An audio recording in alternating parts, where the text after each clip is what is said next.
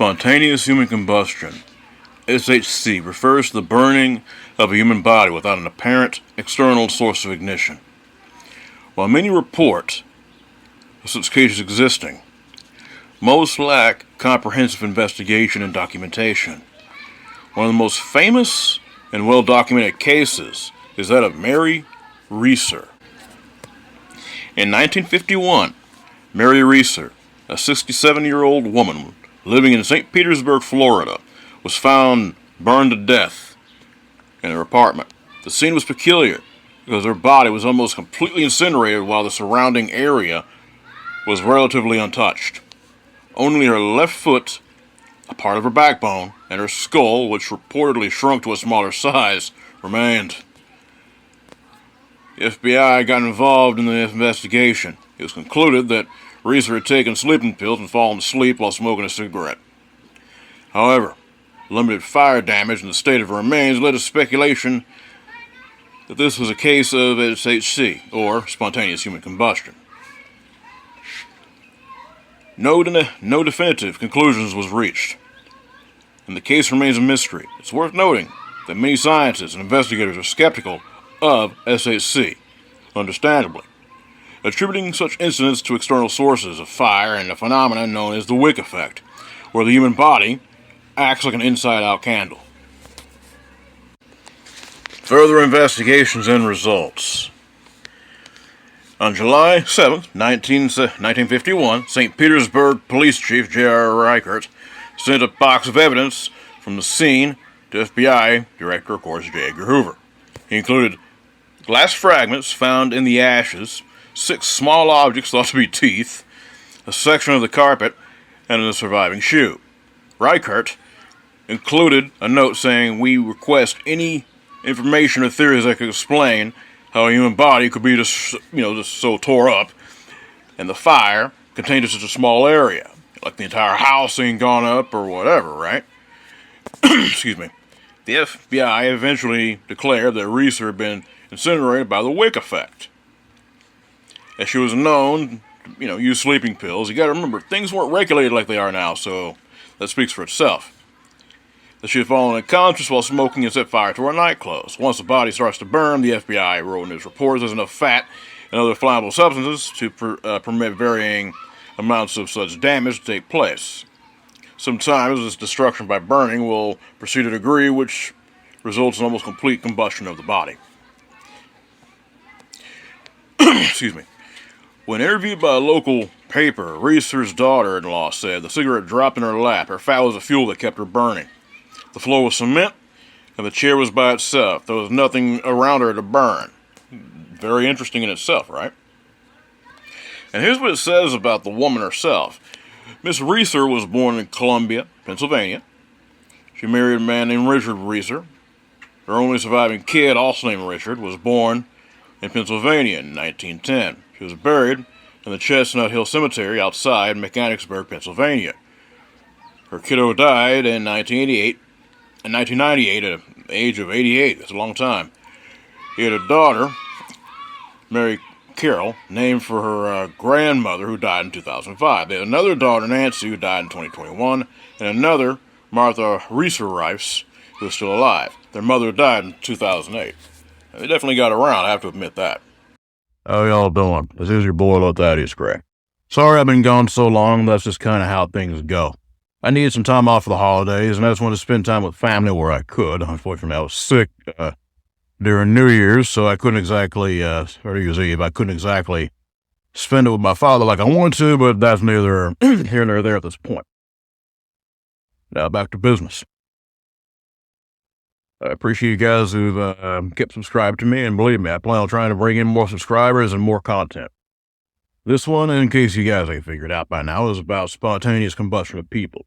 Now, how the hell does that work? Who the hell knows? I mean, Mary Reeser was a very interesting case, and the feds may have had a point on that, but I'll be honest with you, I'm sus on a lot of things that the government puts out. It's not that I think they're always having our worst interest at heart.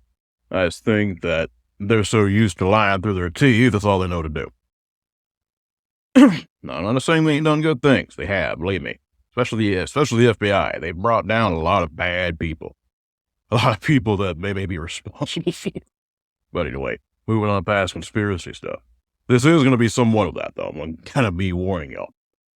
But anyway, from what I was reading about Miss Research, she doesn't seem to have had much of an extravagant anything. She definitely liked she liked a few things, but at the same time, I mean, that was not really considered like the epidemic which we have now with drugs. So, I mean, things were a lot less monitored. They didn't have to be. Of course, you didn't have the principalities of the air causing all kinds of craziness like you do now. So how the hell could she have set herself up like that? Well, maybe it was something, that was a reaction with her body, and, she pretty much, a cigarette and alcohol, I think, was also involved, maybe. Who knows? I mean, you also have to understand, you have conditions of the body which are weird, very strange. It's like you can see on my face, I have rosacea. And there's times that my face burns hot. I feel it. It's heat. It's almost like sunburn. When I first started getting this stuff, I thought it was sunburn. But at the same time, of course, through research, I know better. My point is, there's even more extreme conditions where I watched on YouTube about this poor guy, man. His body was warped, stunted, because his own immune system was attacking him, and it was literally, his skin would come off in strips, and his body was always hot, almost scalding to the touch. And of course, it killed him in the end. But my point is this. The human body can do all kinds of stuff, and he can even attack itself. But the idea of someone, just quite literally burning alive and just like a big bonfire or something, that right there is something that, I mean, anything's possible. I'm just saying, I don't believe that. And the fact is, this woman, her entire, the area surrounding her wasn't hardly cooked at all. However, this is true, because I looked at the pictures and stuff. I mean, there was like concrete, and she was away from a lot of stuff which could have spread the fire. That's possible. But at the same time, it's just so strange. I've never really, normally when you hear about fires and stuff, I know from experience, fire, believe me, I've been in a couple of close calls, leave it at that. And let me tell you something about fire. It spreads fast, especially where there's oxygen, open air, whatever. It's fuel for that stuff, and believe me, fire ain't funny, it ain't cute. I'm just saying, you hear all kinds of stories about arson ruining lives, and it's so easy to do. So the idea of just someone burning up and nothing else being around them is very interesting to me. And of course, it's almost always fatal for the person involved. Understandably, they don't burn up from the inside out. There's many cases like this. And there's no real explanation, even to this day. There are different theories I can come up with. But honestly, to me, it's just so mysterious, to be blunt. It could be anything from definitely supernatural type of affairs. There's definitely, you have very foul people using foul magic and foul things like that. You can call me a LARPer if you want to. That ain't my problem. I'm just telling you what I've seen, and I've known people that can do some scary shit. So, I'll say, those who think whatever, well, that's y'all. But those who want to take me seriously and take what I do know for a fact and continue watching this video, feel free to. Yes, there's definitely a supernatural aspect to a lot of this stuff.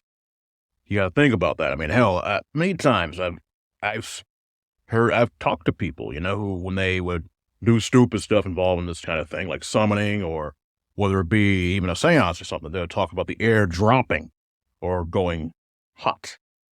And think about it. Also, something to think about too. Candles. And yes, I've seen this.